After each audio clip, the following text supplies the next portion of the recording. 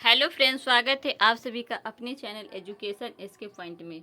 हम youth competition times book में history को कवर कर रहे थे और हिस्ट्री में हम मध्यकालीन भारत के इतिहास को कवर कर रहे थे। आज हम विजयनगर साम्राज्य को कवर करेंगे। इसमें वन लाइनर क्वेश्चन दिया गया जो आपके एग्जाम के पॉइंट से काफ़ी इंपॉर्टेंट होने वाला है। तो चलिए शुरू करते हैं विजयनगर साम्राज्य को। विजयनगर साम्राज्य को देखते हैं।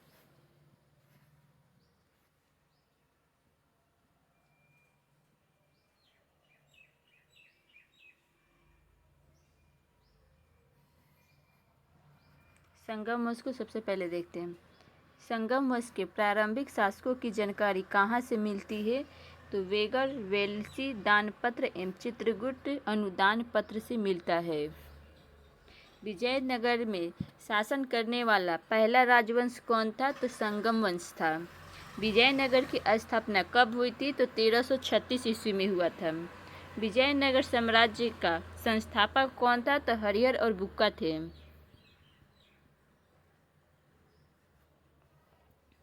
विजयनगर साम्राज्य की स्थापना से पूर्व हरिहर और बुक्का किसकी सेवा में थे? तो कार्तिकीय शासक प्रताप रुद्र देव द्वितीय की सेवा में थे। विजयनगर साम्राज्य की स्थापना किसके शासनकाल में हुई? तो मोहम्मद बिन तुगलक के शासनकाल में। हरिहर और बुक्का के द्वारा स्थापित राजवंश को संगम राजवंश नाम से जाना जाता है क्योंकि हरिहर और बुक्का के पिता का नाम संगम था।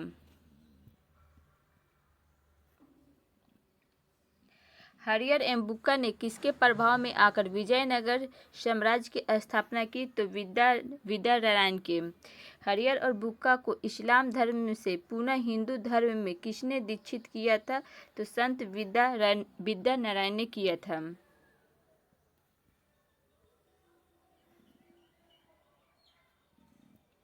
किस संत ने विजयनगर की स्थापना में सहायता और वरदान दिया था? तो श्रृंगेरी के विद्यानारायण ने किया था।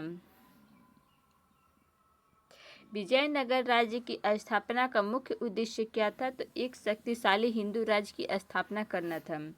मदुरा विजय किसने की थी? तो बुक्का प्रथम ने। विजयनगर के किस शासक ने वेद मार्ग प्रतिष्ठापक की उपाधि धारण की थी? तो बुक्का प्रथम ने। विजयनगर के शासकों में से किसने चीन में राजदूत भेजा था? तो बुक्का प्रथम ने। विजयनगर के किस शासक के समय विजयनगर और बहमनी साम्राज्य में संघर्ष की शुरुआत हुई थी? तो हरिहर प्रथम के समय में। विजयनगर शासकों में से वह प्रथम शासक कौन था जिसने महाराजा अधिराज की उपाधि धारण की थी? तो हरिहर द्वितीय ने किया था।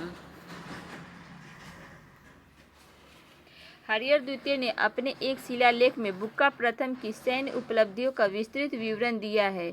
यह शिलालेख कौन सा है? तो चन्नरायपट्टनम की शिलालेख है। विजयनगर साम्राज्य के किस शासक ने फिरोज शाह बहमनी को पराजित किया था? तो देवराय प्रथम ने। सोनार की बेटी नामक युद्ध किसके किसके बीच हुआ था? तो फिरोज शाह बहमनी और देवराय प्रथम के बीच। विजयनगर के किस शासक को अपनी पुत्री का विवाह बहमनी के शासक फिरोज शाह से करना पड़ा था? तो देवराय प्रथम को। विजयनगर के किस राजा ने तुंगभद्रा नदी पर बांध बनवाकर अनेक नहरों का निर्माण करवाया था? तो देवराय प्रथम ने।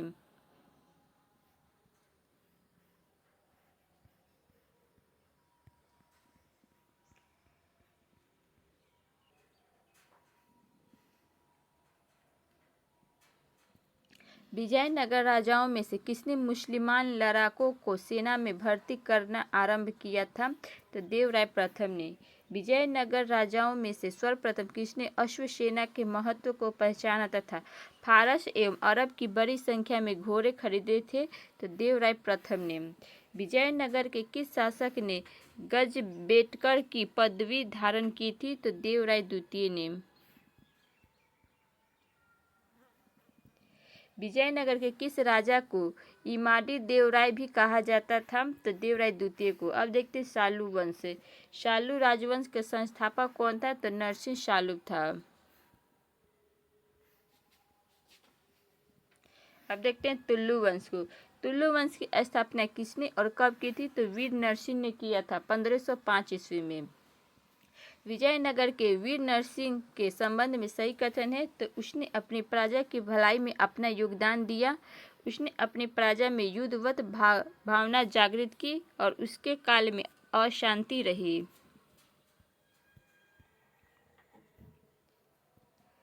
कृष्णदेवराय विजयनगर की शासन सत्ता कब आसीन हुआ? तो 1509 में। तुल्लु शासक वीर नरसिंह के पश्चात तुल्लु वंश का सर्वाधिक प्रसिद्ध शासक कौन हुआ था? तो कृष्णदेवराय हुए थे। 1509 से 1529 तक रहे थे। दक्षिण भारत में विजयनगर साम्राज्य का विस्तार मुख्य रूप से किसने किया था? तो कृष्णदेवराय ने।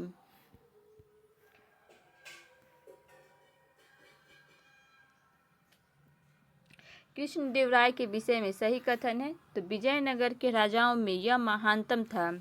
वह एक विद्वान शासक एवं कला तथा साहित्य का आश्रयदाता था। विजयनगर का सर्वश्रेष्ठ शासक कौन था? तो कृष्णदेवराय थे। आंध्र भोज की उपाधि किसने धारण की थी? तो कृष्णदेवराय ने।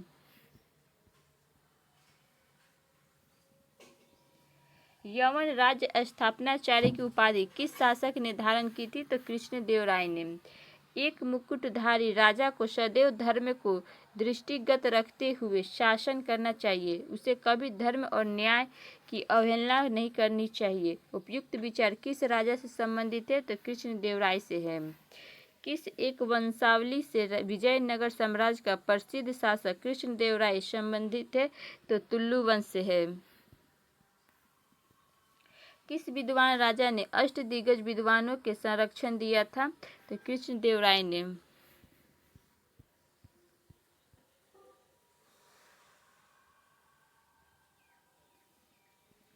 विजयनगर के किस राजा का शासनकाल तेलुगु साहित्य का स्वर्ण युग माना जाता है? तो कृष्णदेवराय का। कृष्णदेवराय रचित ग्रंथ आमुक्तमाल्यदेय किस भाषा में है? तो तेलुगु भाषा में है। तेलुगु भाषा का कौन विद्वान कृष्णदेवराय का राजकवि था? तो अलसानी पेन्नडा था।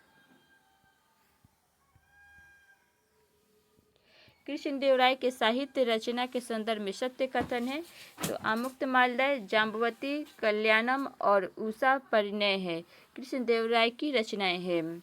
किस साहित्य कृति में आलवार विष्णु चित्र का जीवन वृत्त, उनके द्वारा प्रतिपादित वैष्णव दर्शन तथा उनके दत्तक पुत्री गोदा अंडाल और भगवान रंगनाथ के बीच प्रणय का वृत्तांत मिलता है? तो आमुक्तमाल्यदेय में।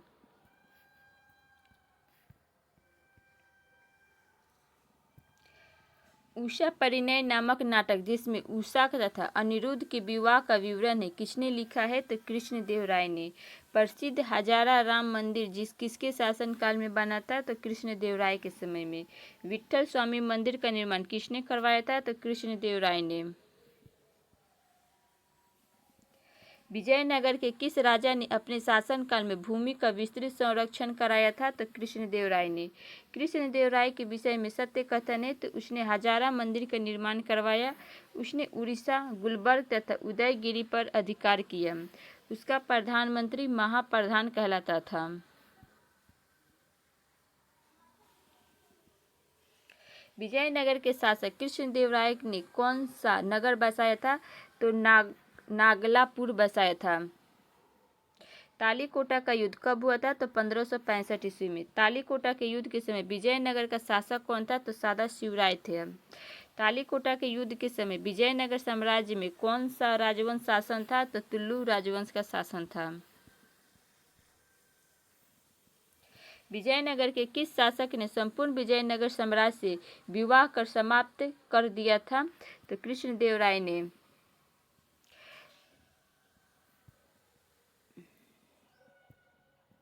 बारबोसा लिखता है कि राजा ऐसी स्वतंत्रता प्रदान करता है जिससे प्रत्येक व्यक्ति बिना किसी कष्ट के अपनी इच्छा के अनुसार आ और जा सकता है तथा अपने पंथ के अनुसार बिना किसी पूछताछ की वो ईसाई, यहूदी, मुस्लिम अथवा हिंदू है रह सकता है। समता और न्याय सिर्फ शासक के द्वारा ही नहीं बल्कि एक दूसरे के प्रति लोगों के द्वारा भी इनका पालन किया जाता है।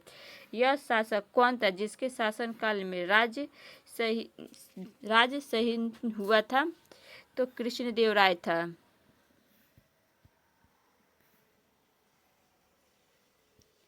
कृष्णदेवराय ने बहमनी के किस सुल्तान को कारागार से मुक्त करवा कर पुनः सिंहासन पर बैठाया?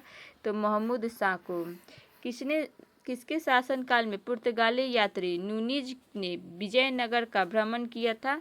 तो अच्युत राय के समय में।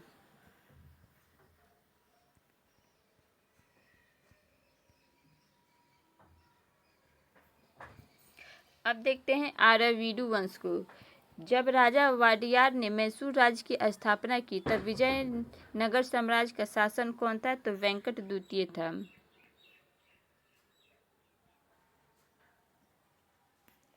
अब प्रशासन देखते हैं। विजयनगर राज्य की राजधानी के अवशेष कहाँ से मिलते हैं? तो हम्पी से।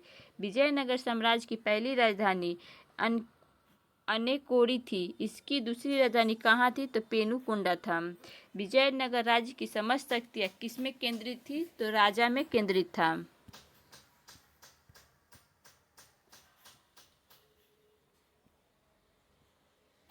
विजयनगर साम्राज्य में राजा को क्या कहा जाता था? तो राय। विजयनगर साम्राज्य में मंत्री परिषद का प्रमुख क्या कहलाता था? तो महाप्रधानी कहलाता था।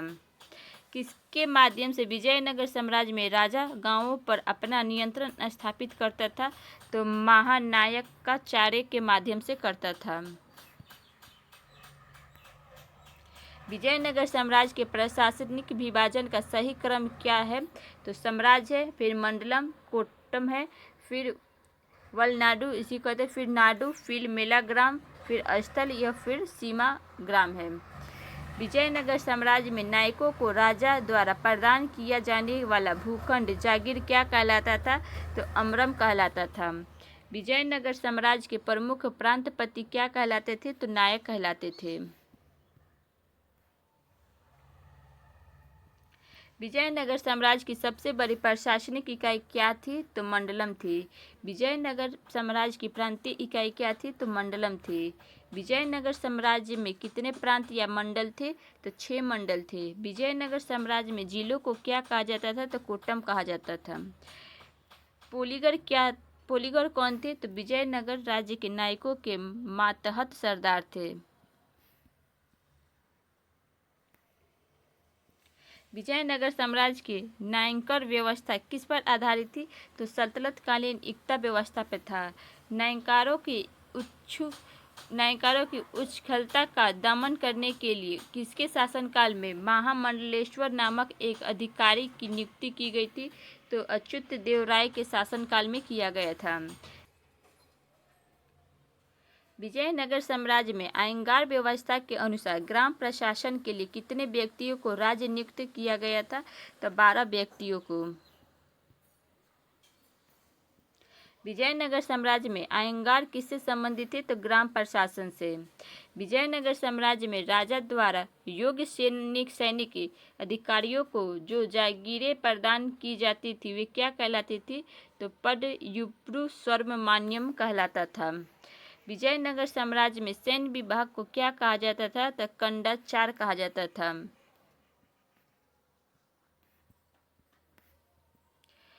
कौन सा एक स्थल समूह विजयनगर के कौन सा एक स्थल समूह विजयनगर के पांडिमंडलम क्षेत्र को निरूपित करता है? तो मदुरै, चिंगलपुट, दक्षिणी अर्काट और तिरुनेलवेली करता है।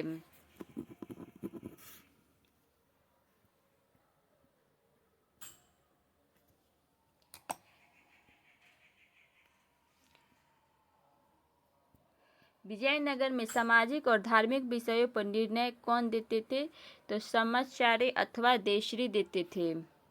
विजयनगर राज्य में प्रांतपतियों को जो राज परिवार के नहीं थे किंतु योग्यता के आधार पर नियुक्त किए जाते थे प्रायः क्या कहलाते थे? तो दंडनायक कहलाते थे। विजयनगर साम्राज्य के संबंध में सत्य कथन है। तो विजयनगर साम्राज्य का राजनीतिक इतिहास विभिन्न राजवंशों के बदलाव एवं आंतरिक युद्धों का इतिहास है। बहमनी सल्तनत एवं उनके उत्तराधिकारी राज्य विजयनगर साम्राज्य के लिए गंभीर खतरा बने रहे हैं। विजयनगर साम्राज्य के विषय में सही कथन है तो राजा साम्राज्य का सर्वोच्च होता था। कृष्ण और व्यापार कृष्ण और व्या सॉरी कृषि और व्यापार समुन्नत दशा में थे। अथवन विभाग भू राजस्व की व्यवस्था करता था। विजयनगर साम्राज्य के समग्र प्रशासनिक व्यवस्था की जानकारी कहाँ से मिलती है तो हरिहर द्वितीय के चन्नरायपट्टनम अभिलेख एवं मित्तर अभिलेख से मिलता है।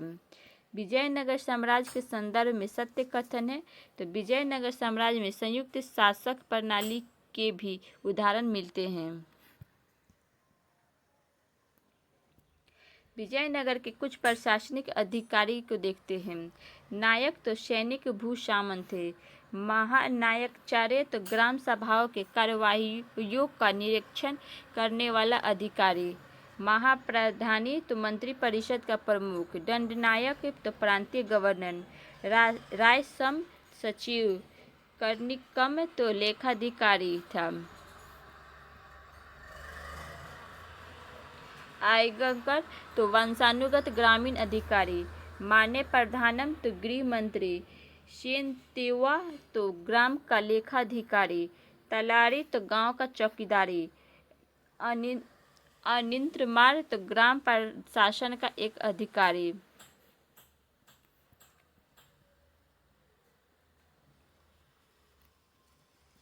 आर्थिक जीवन देखते हैं। विजयनगर शासकों ने कृषि को किस प्रकार से बढ़ावा दिया था तो बांध एवं तराग यानी तबला निर्माण करके कृषि कार्य में विस्तार किया था। विजयनगर साम्राज्य के प्रशासनिक व्यवस्था में शिष्ट क्या था तो भू राजस्व था।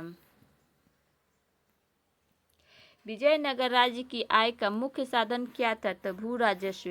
विजयनगर राज्य में भू राजस्व कितना था तो उपज का 1/6 भाग था। विजयनगर में अथवा ने 98 क्या था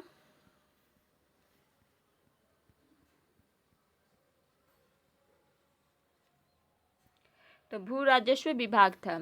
कौन सी वस्तु थी जिसका विजयनगर साम्राज्य में बड़े पैमाने पर निर्यात होता था तो काली मिर्च का।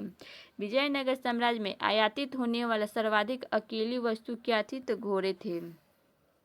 विजयनगर साम्राज्य में पुलिस का वेतन किससे दिया जाता था तो वैशालियों से होने वाली आय से। विजयनगर साम्राज्य के सदाशिवराय ने किसे व्यवसाय कर से मुक्त कर दिया था तो नाइयों को। विजयनगर में कांसायुक्त नामक कर किस वर्ग पर लगाया गया तो बढ़इयों पर। विजयनगर के न्यायांकर पद्धति के अंतर्गत किनको भू आवंटन किया जाता था तो वार्षिक शुल्क तथा सैन्य सेवा के बदले व्यक्तियों को किया जाता था। हरिहर द्वितीय ने कहाँ पर आक्रमण किया तथा कर की उगाही की थी तो श्रीलंका से। कौन एक पुर्तगाली सिक्का था जो विजयनगर राज्य के पश्चिमी तटीय क्षेत्र में प्रचलित था तो क्रूजेडो था। देश में अधिकांशतः अच्छी कृषि जोत है एवं भूमि बहुत उपजाऊ है। सैन्य संख्या लगभग 11 लाख है। विजयनगर राज्य से संबंधित उपयुक्त कथन किसका है तो अबू रज्जाक का है।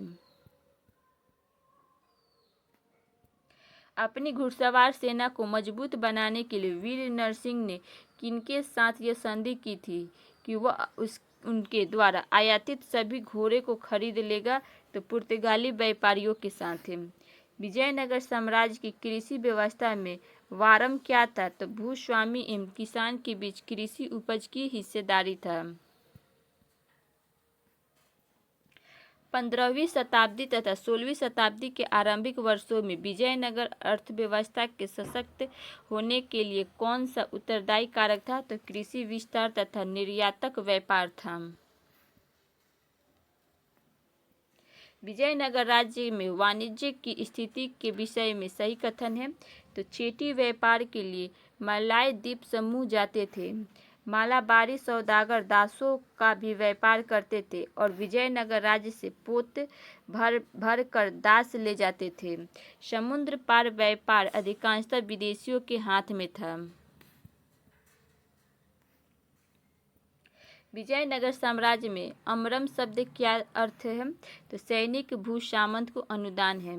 विजयनगर काल में वह भूमि क्या कहलाती थी जो युद्ध क्षेत्र में बहादुरी के लिए या मृत्यु हुए सैनिकों के परिवार वालों को दी जाती थी? तो रक्त कोरगो कहलाता था। विजयनगर कालीन सिक्के देखते हैं। वारात सोने का सिक्का 52 ग्रेन का और पूरे विश्व में स्वीकार्य है। सबसे प्रसिद्ध और राष्ट्रीय मुद्रा के समक्ष इसे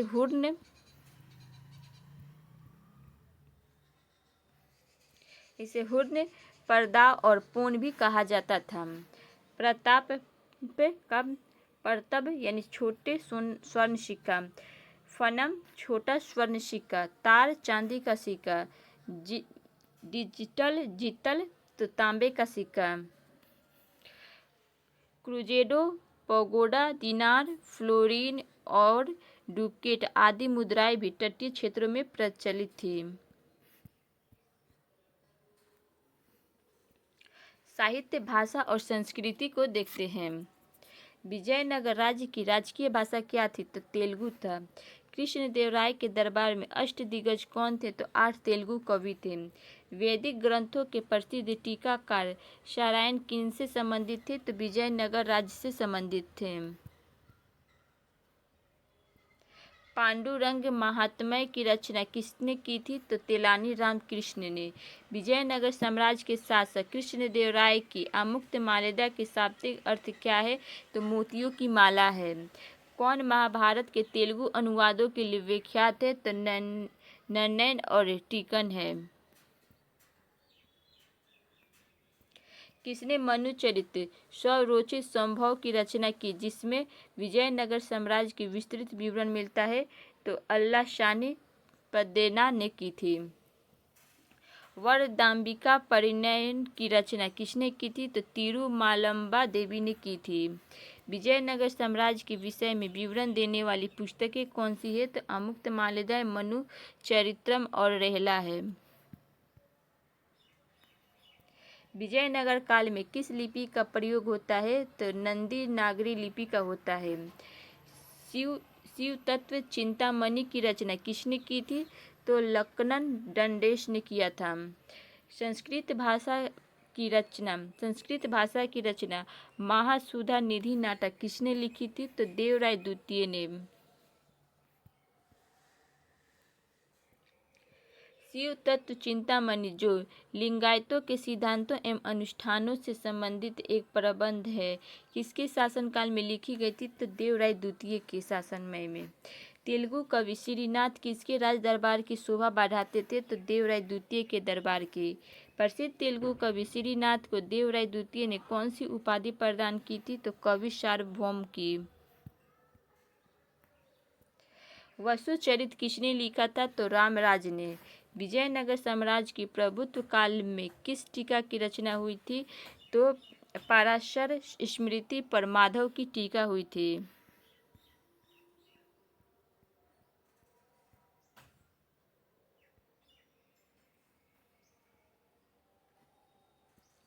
इतिहासकार रॉबर्ट सेवेल ने ए फॉरगॉटेन एम्पायर नामक पुस्तक लिखी है। इसमें किस राज्य का वर्णन है? तो विजयनगर साम्राज्य का वर्णन है। अब देखते हैं विदेशी यात्री को। इटली का निकोलो कोंटी किसके शासन काल में भारत आया था? तो देवराय प्रथम के काल में भारत आया। 1420 ईस्वी के लगभग विजयनगर पहुंचने वाला वेनिस का यात्री कौन था जो अपनी पत्नी के साथ यात्रा कर रहा था? तो निकोलो दो कोंटी था। अब्दुल रजाक ने किस सन में विजयनगर का भ्रमण किया? तो 1443 ईस्वी में। किसने अबू रज्जाक को देवराय द्वितीय के दरबार में राजदूत के रूप में भेजा था? तो खुरासान के सुल्तान शाहरुख ने।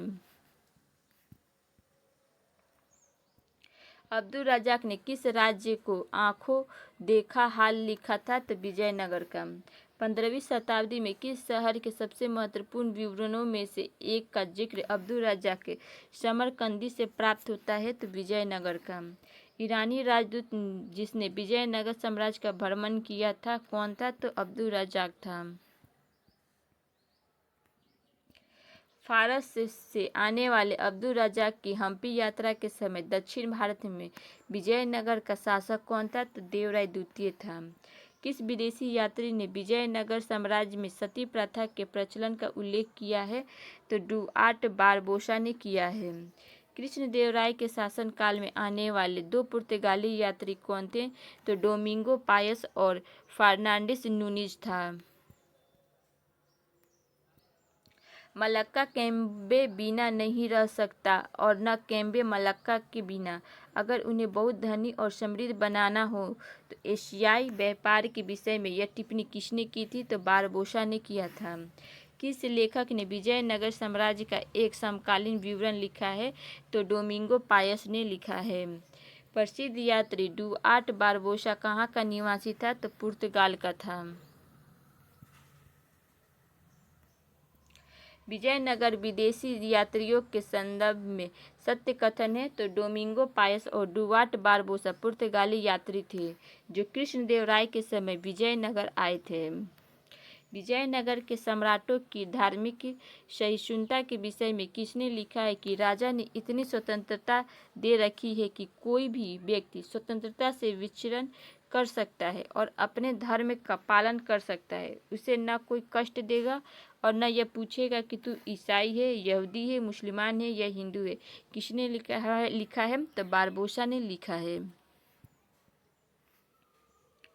डोमिंगो पायस के संदर्भ में सत्य कथन है।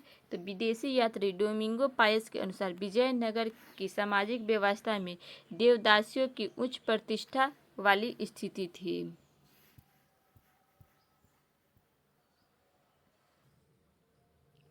किसने विजयनगर के पतन के शीघ्र बाद उस स्थान का दर्शन का वर्णन किया है? तो सीजर फ्रेडरिक ने।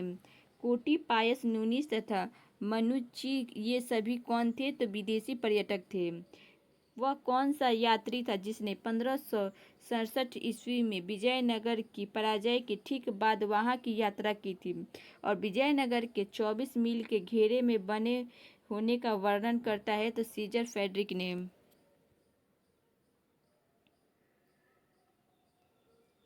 एथेंसियस निकितन कौन था?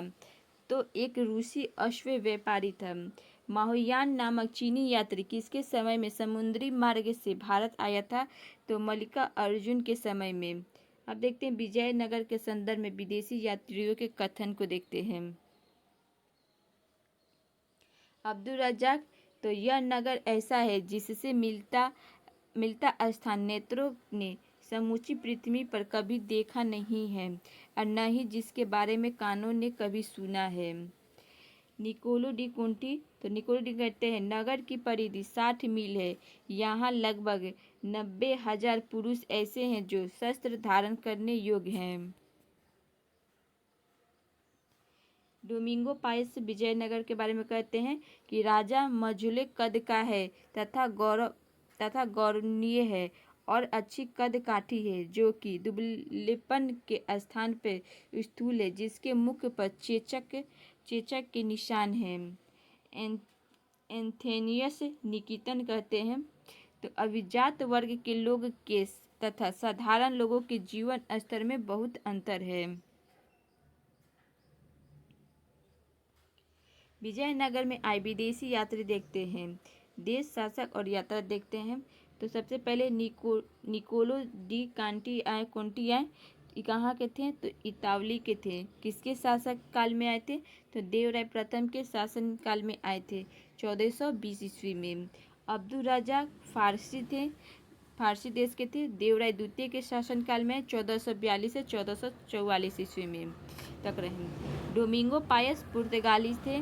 कृष्णदेवराय के समय में आए थे। 1520 से 1522 ईस्वी तक रहे थे। बारबोसा ये पुर्तगाली थे। कृष्णदेवराय के समय में आए थे। 1500 से 1516 ईस्वी तक रहे थे। नूनीज पुर्तगाली थे। अच्युत राय के समय में आए थे। 1530 से 1537 ईस्वी तक रहे थे। सीजर फ्रेडरिक पुर्तगाली हैं। सादा शिव राय के समय में आए। 1567 से 1568 तक रहे।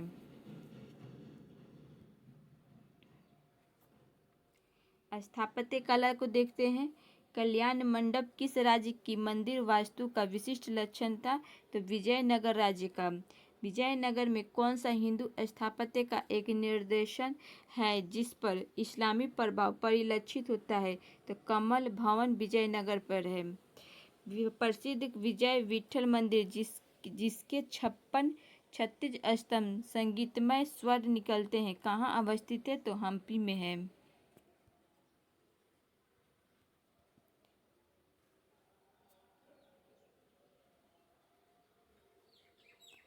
मध्य एशियाई यात्री अब्दुल रज़ाक समरकंदी ने जिसके विजयनगर राज्य का भ्रमण किया था, विशेषकर अपने साथ वापस अपने देश ले जाने के लिए जो भारतीय सामान क्रय किया था वह क्या था? तो चित्रकलाएं था।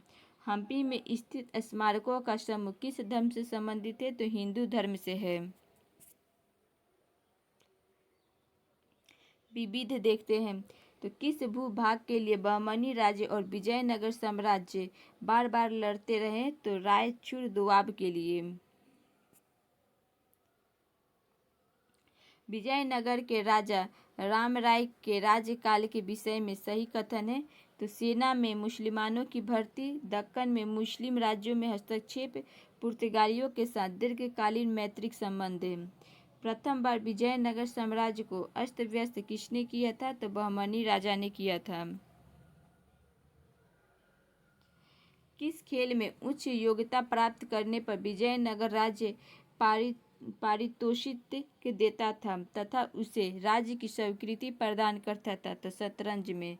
विजयनगर शहर किस नदी तट पर स्थित है? तो तुंगभद्रा नदी के तट पे।